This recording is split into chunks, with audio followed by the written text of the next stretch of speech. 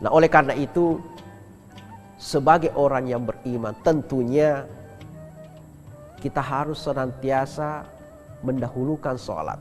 Apapun aktivitas kita, maka jangan pernah lupa kepada Allah. Ya, jangan pernah lupa kepada Allah.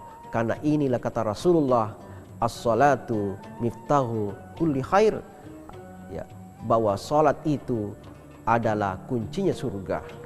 Maka ketika kita memiliki sholat, sudah menunjukkan sholat dengan baik, pada hakikinya kita sudah memiliki pintu, memiliki kunci untuk masuk surga Allah Subhanahu wa ta'ala.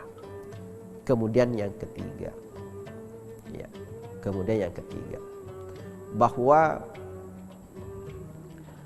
untuk kemudian melakukan apa yang disebut dengan persoalan-persoalan, menyelesaikan persoalan kita yang dibawa oleh Rasulullah SAW itu, nomor satu tadi adalah Rasulullah menyelesaikan atau Rasulullah membawa untuk menyelesaikan persoalan kita dengan akidah, perbaiki akidah. Yang kedua adalah syariat, dan yang ketiga adalah akhlak. Ya, akhlak. Ketika kita punya akidah yang baik, kita sudah punya pengamalan syariat yang bagus, maka yang ketiga yang harus kita miliki adalah akhlak. Kalau kita punya akidah yang bagus, syariat yang bagus, tapi kita tidak punya akhlak, degaga apa kiadat ta'rifadat tarufatau. Kita tidak pandai, tidak suka menghormati orang lain, tidak mau menghormati orang lain, maka itu sebenarnya adalah sesuatu yang sangat fatal. Ya, fatal sekali. Maka akhlak itu yang didahulukan oleh Rasulullah. Ketika berdampingan kebenaran dengan akhlak, maka Rasulullah SAW selalu mendahulukan akhlak. Ditanya Aisyah, wahai Aisyah, bagaimana akhlaknya Rasulullah?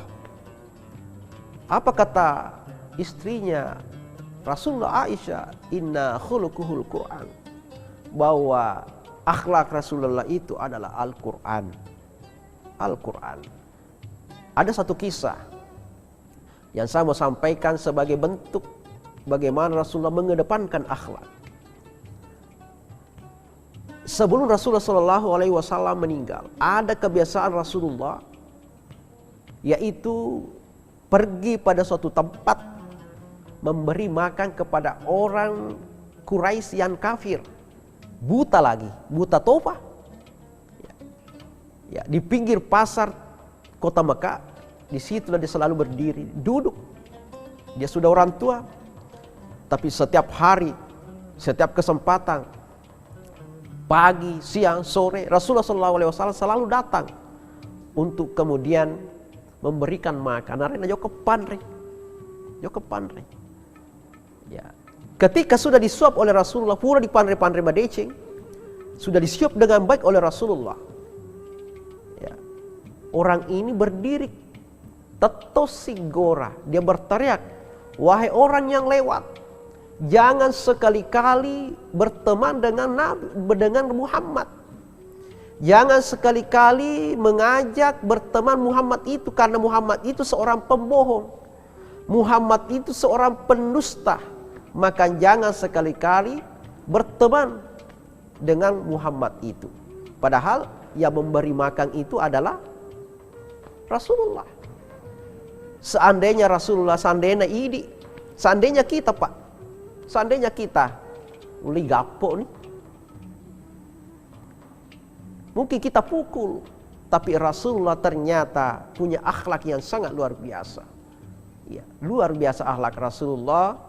Dia kemudian hanya tersenyum melihat orang buta ini yang berdiri tadi.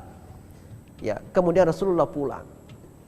Sehingga pada suatu ketika kemudian Rasulullah datang, Abu Bakar ingin menyampaikan, memberi makan kepada orang buta ini, karena dia sudah melapor kepada istri Rasulullah, Aisyah, bahwa apa yang dikerjakan Rasulullah yang kemudian disukai Rasulullah pada masa hidupnya, sehingga dia kemudian mendatangi untuk memberikan makan kepada dia seperti Rasulullah. Tapi apa yang terjadi? Ditolak oleh orang buta ini. Maka datangnya ikuti malaikat nan rimagai, tidak sebegitu halus memberikan sesuatu makanan. Apa kata Abu Bakar? Bahwa orang yang memberimu makan itu adalah Muhammad mate dendre. Maka menangislah orang ini. Ternyata selama ini yang dia hina, yang dia caci adalah Muhammad yang selalu memberi makan. Maka masuklah Islam gara-gara akhlak Rasulullah. Jamaah TV One atau pemirsa TV One dimanapun Anda berada, sebagai kesimpulan bahwa pada dasarnya Rasulullah Shallallahu Alaihi Wasallam diberi amanah oleh Allah Subhanahu Wa Taala sebagai seorang Rasul. Dia adalah Rasul pertama, dia adalah Rasul terakhir, penutup Nabi dan Rasul. Dia membawa 3 amanah oleh Allah Subhanahu Wa Taala untuk disampaikan kepada kita semua. Bukan hanya 1 orang, 2 orang, tapi seluruh manusia. Bukan hanya orang beriman, tapi orang yang tidak beriman. Disampaikan risalah itu. Yang pertama adalah akidah, mempertahankan akidah. Yang kedua adalah selalu melaksanakan syariat yang disampaikan, yang diamanahkan oleh Allah. Dan yang terakhir adalah selalu mengedepankan akhlak, memiliki akhlak yang baik, karena akhlak itu bisa merubah segala-galanya. Dengan akhlak itu kita bisa menundukkan manusia, menundukkan orang untuk kemudian patuh kepada Allah Subhanahu Wa Taala. Inilah yang saya sempat sampaikan. Mudah-mudahan apa yang sampaikan pada hari ini mendapat berkah. Ada pengalaman yang kita bisa dapatkan, ada ilmu yang bisa kita dapatkan dari segala riwayat-riwayat yang kita terima pada kesempatan ini. Saya Hermanto memohon maaf kalau ada salah dalam menyampaikan ceramah pada kesempatan ini. Lebih dan kurangnya mohon dimaafkan. Wabillahi taufiq wassa'adah. Assalamualaikum warahmatullahi wabarakatuh.